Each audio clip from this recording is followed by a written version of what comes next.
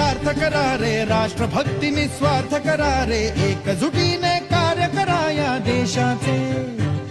यासाठी बना अनसाथ करा रे, मातृभूमी ही आज पुकारे. जागृत होऊन कंकण बांधू दिवस रात्र झटण्याचे. मातेच्या पायाशी हे अर्पण